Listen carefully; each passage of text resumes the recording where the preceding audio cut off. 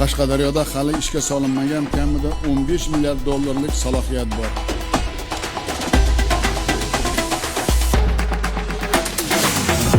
Qarshidagi televizor ishlab chiqarish jarayoni bilan tanishib, juda xursand bo'ldim. Quvonarlisi, mahalliylashtirish 50% dan oshgan. Hatto televizor platalari ham ishlab chiqarilyapti. Katta-katta brendlar olib kelgan Qashqadaryoga.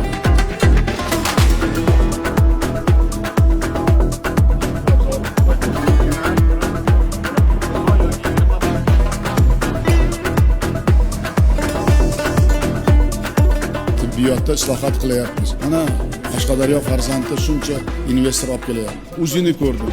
Professor aytayapti, janob prezident, bu o'zi sun'iy intellektlik deydi. Yurakni ko'rib 1 yil, 2 yil, 10 yil qancha darmoni bor yurakda aytib beradi.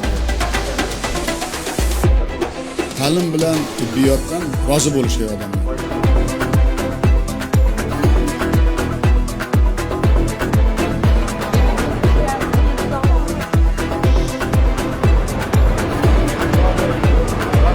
Bozor nima degani? Ko'zgu bozor. Mana Qashqadaryoda qilsa bo'lar ekan. Bizning maqsadimiz o'zi xalqqa xizmat qilish-ku. Xalqimizga o'zgarish bugun kerak. Bugun hayotini yaxshi qilishimiz kerak.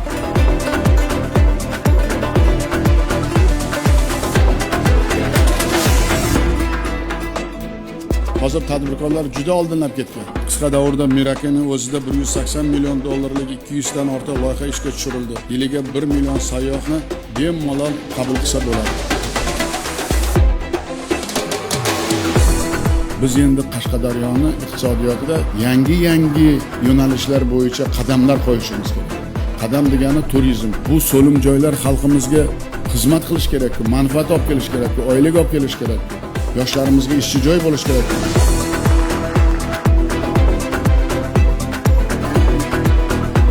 Shahrisabz Yakkabog' Ko'kdalada ishga tushgan yangi loyihalar islohotlar shtabiga tayyor andoza.